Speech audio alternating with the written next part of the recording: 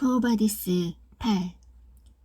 물론 황제는 당신이 참석하지 않더라도 모르실지 모르지만 만일 당신이 당돌하게 자기의 뜻을 거스르고 있다는 것을 눈치채시게 되면 당신을 구해낼 길은 없어지는 거예요. 그러니 리기야, 참석해야 해요. 들어봐요. 어전에서 떠드는 소리가 들리지요? 해가 지고 있군요. 이제 손님들이 몰려들 거예요. 악태, 맞는 말씀이에요. 리기아가 말했다. 하라는 대로 연회에 나가겠어요. 이 결심 속에 비니키우스나 페트로니우스를 만나고 싶다는 마음이 얼마나 섞여 있었는지, 또한 평생에 한 번쯤은 그런 연회에 나가서 그곳에 나온 황제나 조신들과 유명한 포파이아와 전대미문의 호화로움을 구경하고 싶은 여자다운 호기심이 얼마나 섞여 있었는지는 리기아 자신도 분명히 말할 수가 없었다. 그러나 악태의 말이 틀린 데가 없다는 것을 리기아는 너무 잘 알고 있었다. 향유를 바르고 치장을 시키기 위해서 악태는 리기아를 자기의 향유실로 데리고 갔다. 궁중에 계집종이 없는 것도 아니며 개 중에는 악태 자신의 몸치장을 해주는 계집종도 많이 있었지만 그녀는 이 처녀의 순진함과 아름다움에 감동되어 있었으므로 동정심이 우러나서 자기 손으로 몸치장을 해주고 싶었던 것이다. 리기아의 옷을 벗기고 날씬하면서도 살집이 좋은 것이 마치 진주와 장미로 만들어진 듯한 그녀의 몸매를 보았을 때 악태는 탄성을 금하지 못하고 몇 걸음 물러서서 마치 봄가도 같은 아름다운 모습을 넋을 잃고 바라보았다. 리기아, 마침내 그녀가 외쳤다. 당신은 포파이아보다 훨씬 아름답군요. 악태가 그녀에게 다가가서 그 검은 머리를 매만지며 말했다. 그런 다음 악태는 아라비아산 향유를 리기아의 온몸에 바르고 소매가 없는 금빛의 로브를 입혔다. 그 위에다 눈처럼 새하얀 페플로스만 입히면 되었는데 그러기에 앞서 머리를 따 주어야 했기 때문에 잠시 실내복을 입혀 계집종들에게 맡기고 자기는 조금 떨어진 곳에서 머리를 닦는 것을 지켜보고 있었다. 그러는 동안 다른 계집종 2명이 리기아의 발에다 새빨간 자수를 놓은 흰 신발을 신기고 금빛 끈을 십자형으로 만들어 설화석고 같은 발목에 메어주었다. 끝으로 머리를 올리고 가볍게 주름이 잡힌 페플로스를 입혔다. 그러자 악태가 처녀의 목에 진주를 걸어주고 머리에다 금가루를 뿌려준 다음 종들에게 자기의 옷을 입혀달라고 명령했다. 그동안에도 그녀는 기쁨에 넘친 눈으로 리기아를 지켜보고 있었다. 마침내 악태도 준비가 끝났다. 정문 앞에 최초의 가마가 나타났을 무렵 두 사람은 측면의 회랑으로 들어갔다. 거기에서는 정문이나 안쪽의 회랑이나 누미디아산 대리석 기둥에 둘러싸여 있는 안뜰도 훤하게 볼 수 있었다. 악태는 이제 말을 하지 않고 있었지만 리기아는 누구를 찾는지 군중 속을 살펴보고 있었다. 갑자기 그녀의 얼굴이 붉어졌다. 원주 사이에서 비니키우스와 페트로니우스가 모습을 드러냈던 것이다. 토가 차림으로 대식당 쪽으로 걸어가는 그들의 모습은 흰옷을 입은 신들처럼 아름다웠고 침착해 보였다. 모르는 사람들 사이에서 아는 그들의 얼굴을 발견했을 때, 특히 비니키우스를 보았을 때 리기아는 무거운 마음의 짐을 부려놓은 듯한 기분이 들면서 외로움이 얼마쯤 사라지는 것만 같았다.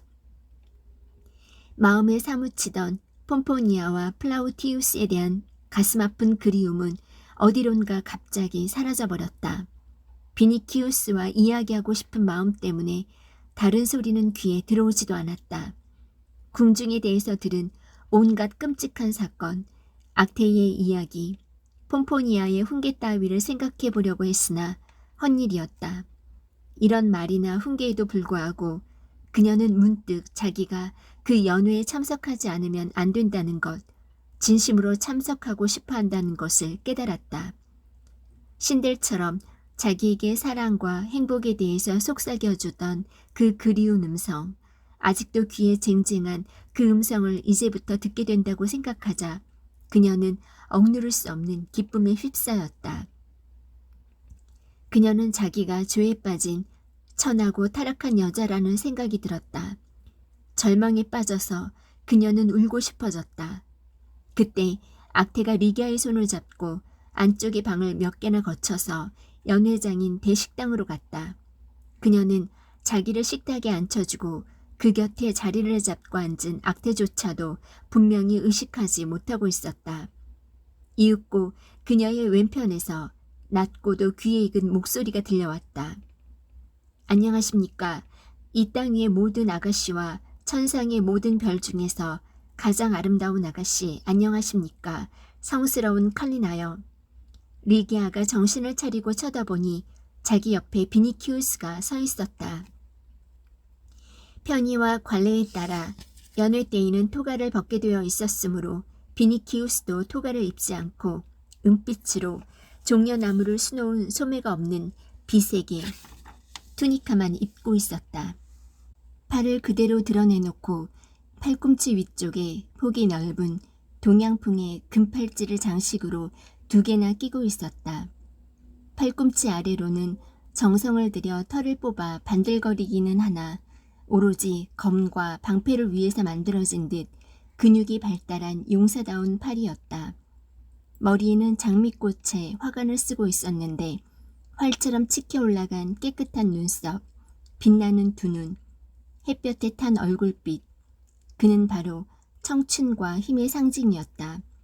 리기아는 최초의 놀라움은 가라앉았지만 그가 너무나 아름다웠기 때문에 가까스로 그의 인사에 한마디 답례를 했을 뿐이었다. 안녕하세요, 비니키우스. 그가 말했다. 당신을 보고 있는 내 눈은 행복합니다. 류트나 치터의 선율보다 더욱 달콤한 당신의 음성을 듣고 있는 내 귀는 행복합니다. 만일 비너스와 당신 중에서 어느 쪽을 택하겠느냐고 하면 여신이여 나는 단연코 당신을 택할 겁니다. 그러고 나서 실증이 나도록 보아두려는 듯이 그녀의 모습을 태워버릴 듯이 뜨겁게 응시했다. 그의 시선은 그녀를 원했다. 그리고 이 욕망과 함께 그의 마음속에 행복과 감동, 끝없는 도취가 반짝이고 있었다. 궁전에 오면 당신을 만날 수 있으리라는 것을 알고 있었습니다. 그가 말을 계속했다. 그러나 당신을 보자 너무 기뻐서 생각지 않던 행복을 만나기라도 한 듯이 내 영혼은 뿌리에서부터 흔들린 겁니다. 리기아는 제정신이 들어 이 사람 떼들 중에서도 이 궁중에서 자기에게 가까운 사람은 비니키우스 한 사람이라는 것을 느끼고 그에게 말하기 시작했다. 그리고 자기로선 납득이 되지 않아 공포감으로 가득했었던 일체의 것을 물어보았다. 궁전에 오면 자기를 만난다는 것을 어디서 당신은 들었습니까? 자기는 어째서 궁전으로 불려나온 것입니까? 황제는 왜 폼포니아와 자기를 떼어 놓았던 것일까? 여기는 무서우니까 빨리 폼포니아한테 돌아가고 싶다. 페트로니우스와 당신이 황제에게 주선해줄 희망도 없다고 한다면 자기는 놀라움과 슬픔 때문에 죽고 말 것이라고. 비니키우스는 설명했다. 당신이 호출된 일은 플라우티우스에게서 듣고 비로소 알았다. 어째서 불러들였는지 모른다. 황제는 내린 명령의 설명을 누구에게도 하지 않는다. 그러나 두려워할 것은 없다. 자기가 옆에 붙어 있으며 언제까지라도 떠나지 않으리라. 당신을 만나지 못할 정도라면 차라리 눈이 멀어버리는 편이 낫다. 당신을 저버릴 정도라면 오히려 내 목숨을 버린다. 당신은 내 영혼이다. 그러므로 내 영혼으로서 당신을 수호하겠다. 내 집에는 신을 모시듯 당신의 제단을 마련하여 모략이나 침향 같은 향료를 바치고 봄엔 사프란이나 능금꽃을 바치리다.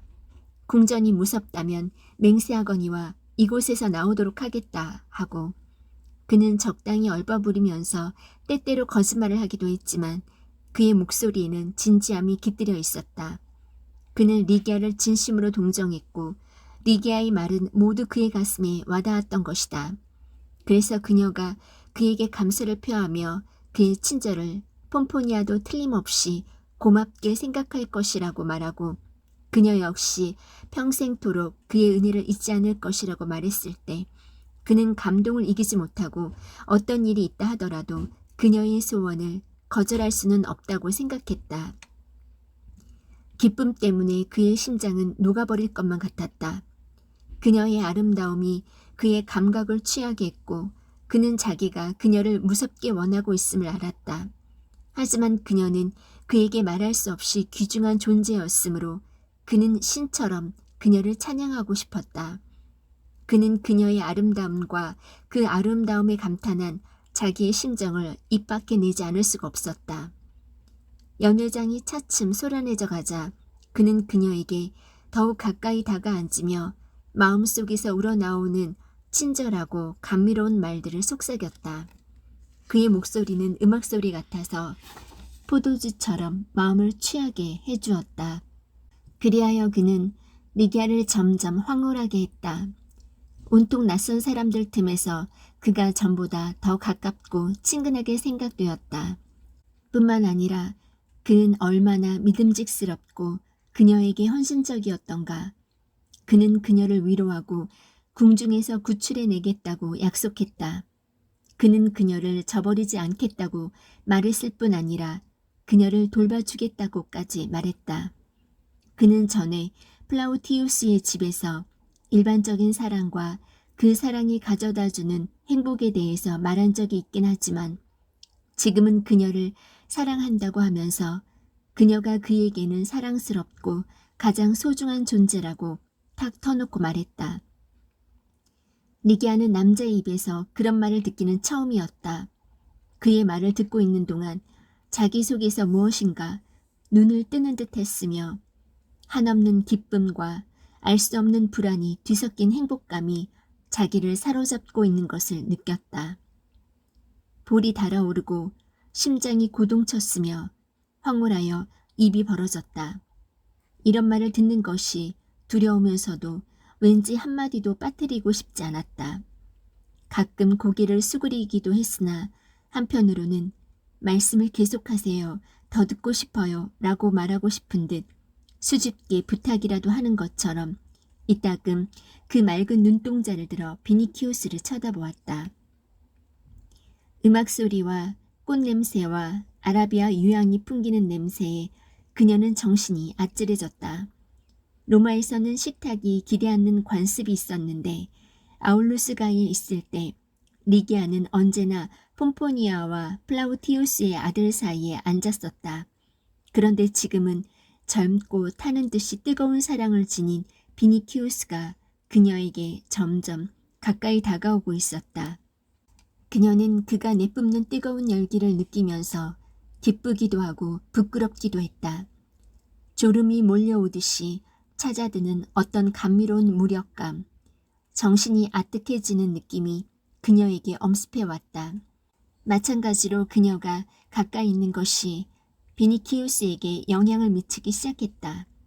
얼굴이 창백해지고 콧구멍은 동양말의 콧구멍처럼 벌름거렸다. 심장도 비색의 투니카 밑에서 이상하리만큼 격렬하게 고동치고 있는 것 같았다. 왜냐하면 호흡이 가빠지면서 말을 더듬기 시작했기 때문이다. 그가 이렇게 그녀 곁에 가까이 앉아보기는 처음이었다. 머리가 어지럽고 혈관에 불이 흐르는 듯한 느낌이었다. 그 불을 술로 끄려고 했으나 헛일이었다. 술이 아니라 리기아의 아름다운 얼굴, 노출된 팔, 흰 페플로스 자락에 감싸인 자태가 그를 취하게 만들었던 것이다. 그가 갑자기 전에 아울루스의 집에서 했던 것처럼 그녀의 손목을 붙잡더니 앞으로 잡아당기면서 떨리는 입술로 속삭였다. 당신을 사랑합니다, 칼리나. 나의 여신이여. 안 돼요, 누우세요, 비니키우스. 리기아가 말했다. 그는 안개가 낀 듯이 흐린 눈을 뜨고 다시 말했다. 나의 여신이여, 나를 사랑해 주오. 바로 그때 리기아의 옆에 앉아있는 악태의 목소리가 들려왔다. 황제께서 당신들을 보고 계십니다. 비니키우스는 황제와 악태에게 갑자기 분노를 느꼈다. 그녀의 말이 마력을 무참히 깨뜨려버리고 만 것이다.